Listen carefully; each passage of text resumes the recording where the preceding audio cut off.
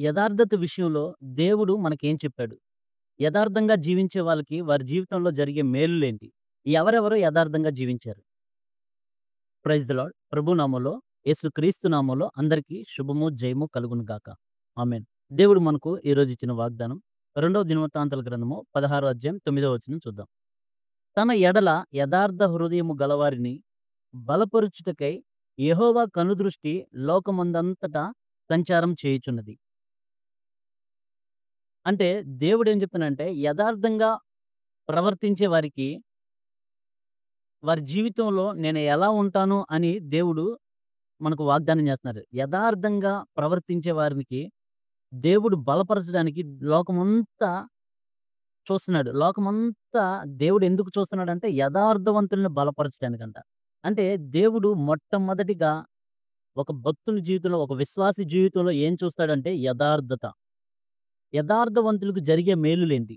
యథార్థత గురించి దేవుడు మనకేం చెప్తున్నారు? ఎవరెవరు యథార్థంగా నడుచుకున్నారు? అయితే యథార్థ హృదయులంటే దేవునికి ఎంతో ఇష్టం.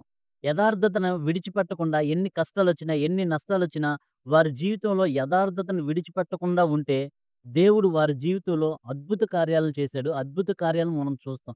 ఈరోజు నువ్వు నేను యథార్థంగా జీవించగలిగితే, మన జీవితంలో దేవుడు చేసే అద్భుత కార్యాలను మనం చూస్తూ ఉంటాం.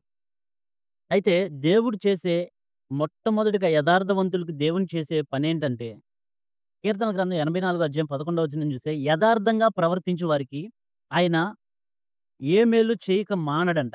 అంటే దేవుడు మేలు చేయడం మానేశాడు అంటే, వారి జీవితంలో యథార్థత లేనట్టు.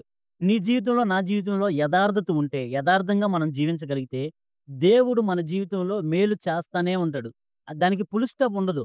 యథార్థంగా గనక మనం ప్రవర్తించుకుంటే, దేవుడు చేసే మేలులు రోజు రోజుకి దేవుడు మేలులు చేస్తానే ఉంటారు. మన దేవుడు యథార్థవంతుడు. అయితే దేవుణ్ణి స్తుతించుట యథార్థవంతులకు శోభస్కరం అని చెప్పి దేవుడు చెప్తున్నాడు. కీర్తన గ్రంథం 33 అధ్యాయం 1 వచనం చూస్తే. అంటే మనము శోభస్కరముగా ఉండాలంటే దేవునికి స్తుతి చేయటం మంచిది. దేవుణ్ణి స్తుతిస్తా ఉంటే యథార్థవంతులకి శోభస్కరం అని 33 కీర్తన 1 అధ్యాయంలో చూస్తాం. అలాగే 18 కీర్తన 30 అధ్యాయంలో మన దేవుడు యథార్థవంతుడు. మన దేవుడు యథార్థవంతుడు కాబట్టి మనము కూడా యథార్థంగా జీవించాలి కదా! అయితే మన దేవుని యొక్క స్వరూపం, దేవుని యొక్క పోలికలోకి మనం నడవాలి అంటే నిదర్శనం ఏంటంటే, మనం యథార్థంగా ఉంటున్నాము అంటే, దేవుని యొక్క పోలికలోనికి వస్తున్నామని మనం అర్థం చేసుకోవాలి. అయితే యథార్థవంతులకి ఏమేం మేలు చేస్తాడు దేవుడు? సామెతల గ్రంథం 4 అధ్యాయం 32వ వచనం చూస్తే, దేవుడు యథార్థవంతులకు తోడయుండును. అంటే దేవుడు మనకు తోడై ఉండాలి అంటే, మనం యథార్థంగా నడుచుకోవాలి. అలాగే సామెతల గ్రంథం 2 అధ్యాయం 7వ వచనం చూస్తే, దేవుడు యథార్థవంతులను వర్ధిల్లజేయును. మనం వర్ధిల్లాలి అంటే మనం యథార్థంగా ఉండాలి. దేవుడు ఒక విశ్వాసి జీవితంలో మొట్టమొదటిగా దేవునికి నచ్చేది, దేవుడు ఇష్టపడేది, దేవుడు చూచేది ఏంటంటే యథార్థవంతమైన జీవితం. యథార్థవంతమైన ప్రవర్తన. ఉదాహరణకు చూస్తే యోబు గారు యథార్థవంతుడు. పరిశుద్ధ గ్రంథంలో చాలామంది బైబిల్ నిపుణులు ఏం చెప్తారంటే, మొట్టమొదటి గ్రంథము యోబు గ్రంథము అని చెప్తారు. అంటే యోబు గారి గ్రంథమే మొట్టమొదటిగా రచించబడిందని చెప్తారు. అంటే దేవుడు ఒక భక్తుడి జీవితాన్ని దేవుడు బైబిల్‌లో భక్తుడి జీవితాన్ని రచించాడు మొట్టమొదటిగా అంటే, దేవుడు కోరుకునేదేంటి?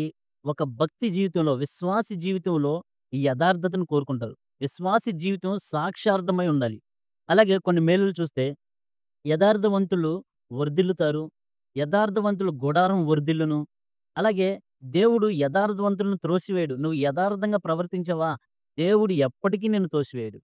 అలాగే యథార్థవంతులకి చీకటిలో వెలుగు పుట్టునంట. నువ్వు ఎటువంటి పరిస్థితుల్లో ఉన్నా నీకు వెలుగు కలిగిద్ది. నువ్వు ఎంత అంధకారమైన పరిస్థితుల్లోకెళ్ళిపోయినా ఏదో ఒక ద్వారా నీకు వెలుగు కలుగుతా ఉంటది. దేనివో ఒక దాని ద్వారా సహాయం కలుగుతా ఉంటది.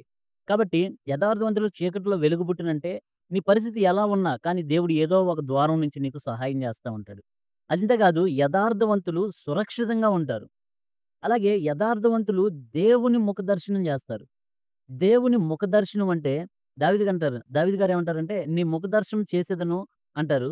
అనగా యథార్థవంతులు వారు మరణం తర్వాత పరలోక రాజ్యంలో నిత్యము దేవుని ముఖదర్శనం చేసుకుంటారు. ముఖదర్శనం ఎక్కడ దొరికిద్ది? దేవుని యొక్క ముఖదర్శనం ఎక్కడ దొరికిద్ది? పరలోక రాజ్యంలో దొరికిద్ది. అలాగే యథార్థవంతులు తప్పక పరలోకం చేరతారు. నువ్వు మొట్టమొదటిగా పరలోక రాజ్యం చేరాలి అంటే మొట్టమొదటిగా నీకు కావాల్సింది యథార్థత. యథార్థవంతమైన జీవితం. ఉదాహరణ చూస్తే యోబు గారు యథార్థవంతుడిగా ఉన్నాడు. దేవుడే సాక్ష్యం ఇచ్చాడు. యోబు అని నా భక్తుడిని చూసావా? యథార్థవంతుడు, నీతిమంతుడు అని చెప్పి దేవుడే సాక్ష్యం ఇచ్చాడు. అలాగా దేవుడు సాక్ష్యం మన కొరకు ఇచ్చేంత యథార్థత జీవితం మనకు కావాలి. అలాగే దావీదు గారు కూడా యథార్థంగా ప్రవర్తించాడు. యథార్థంగా నడుచుకున్నాడు. అట్టి జీవితం నీకు, నాకు, మన కుటుంబములకు యథార్థవంతమైన జీవితం దేవుడు మనకు దయచేయునుగాక. యథార్థంగా జీవించు. అప్పుడు నిత్య రాజ్యములో దేవునితో నువ్వు కూడా జీవిస్తావు. ఆమేన్. Praise lord. ప్రభు నామములో, ప్రభువైన యేసుక్రీస్తు నామములో అందరికీ శుభము, జయము కలుగునుగాక. సమస్త ఘనత, మహిమ, ప్రభావములు ప్రభువైన యేసుక్రీస్తు నామములో తండ్రికే చెందునుగాక. ఆమేన్.